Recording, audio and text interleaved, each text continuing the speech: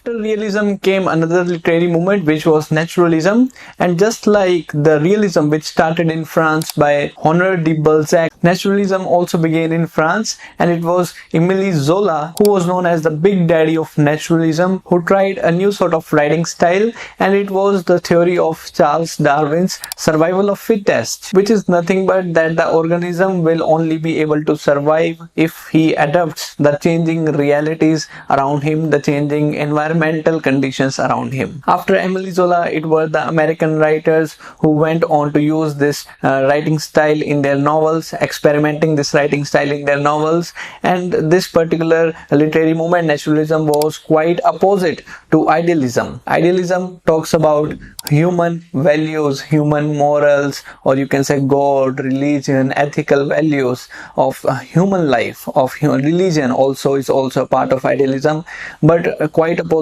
to that idealism was naturalism. And this naturalism focuses on that human beings are driven by the hunger, sexual desires, poverty, so on and so forth. Naturalism shows the darker side of human life, that man is immoral person, he is a beast, he is like an animal, he is not a man.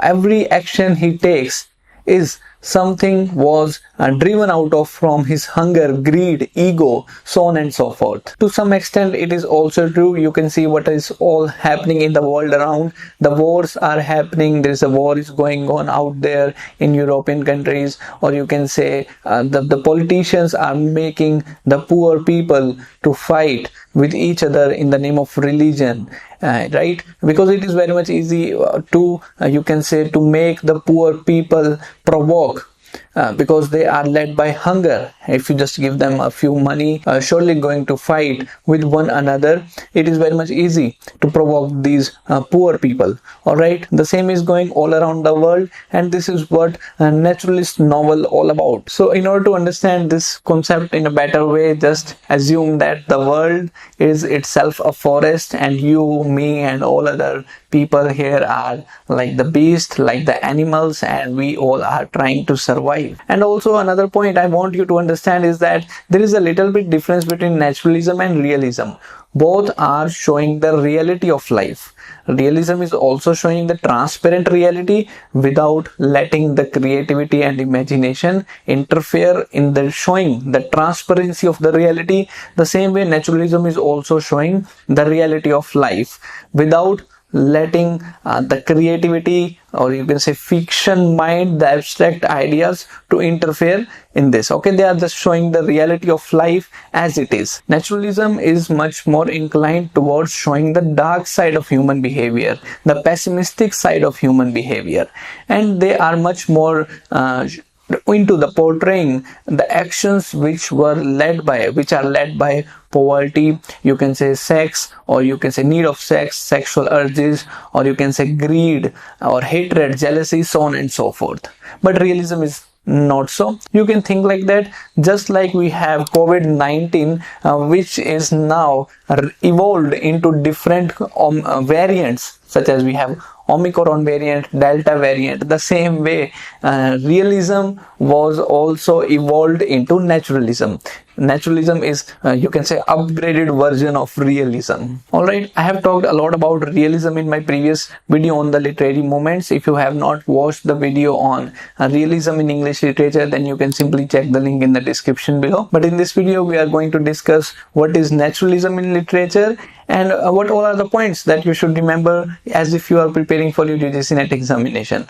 But before we continue our discussion on naturalism in English literature, if you are one of those students who are preparing for UGC-NET or GATE examination in English literature, then you can simply check out our study material on both paper 1 and paper 2 from our official website limitlessliterature.com. You can check the link in the description below to know more about our study material. Now without any further delay, let's continue our discussion on naturalism in English literature. As I mentioned in the beginning that naturalism was first started in France and later on it came to American and Britain. So what all are the writers that are important? That includes Theodore Dreiser, Stephen Crane, Jack London, Frank Norris, and Edith Wharton. All these are the American writers who went on to use this particular writing style, and we have also seen that Edith Wharton also won the Pulitzer Prize of 1921 for her novel The Age of Innocence. Here in this novel, she portrays that human beings only try to pretend to being an innocent person, but they are not actually innocent,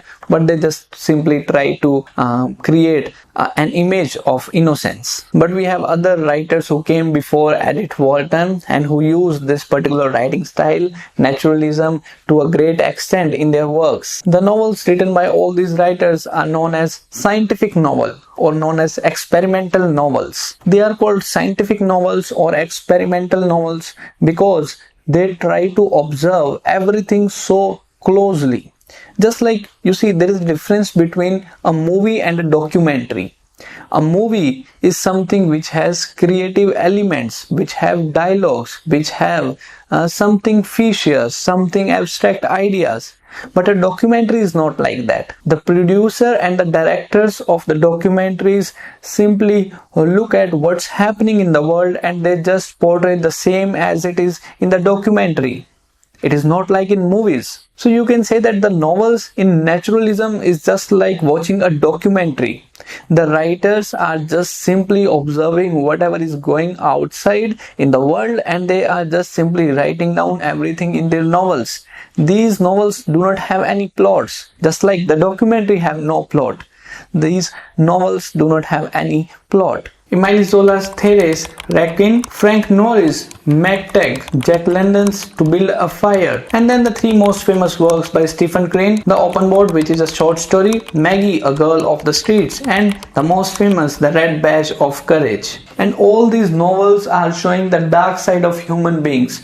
No matter how many laws you make, no matter what technology you use, no matter how much civilized you become, the human behavior will remain the same. The crimes will happen, the rapes will happen, the sexual killings will happen, murders will happen, wars will happen, everything will keep on going because a human being is nothing more than animal. He is a beast. When you are wealthy, when you are rich, everything looks good. When everything is going good in life, when you have enough money to feed your belly, to feed your children, everything looks good. Positivity will remain in life. But when you don't have any money, when you don't have food to eat, the entire world seems to look as negative.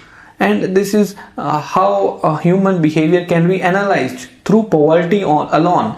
Because this is the only way to understand what is the basic human behavior. A man's behavior is often can be seen in misery, can be seen in adversity when he is in suffering. Alright, so these novels have languages, the dialogues which are associated with poverty, the slangs they are using, the dialogues they are using, and all these novels are talking about the darker side of human beings. Everyone criticizes these type of novels because they are only showing the negative side of human beings, but it is not so.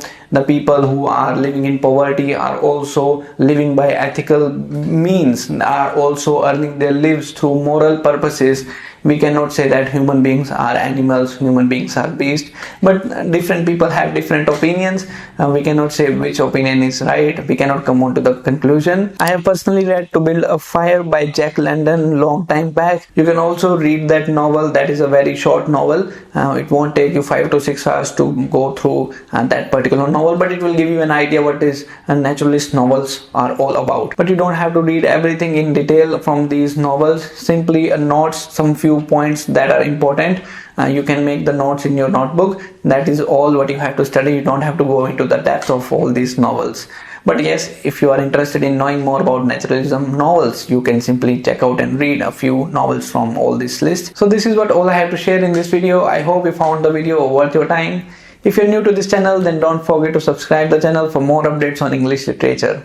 That's it for this video. Thank you.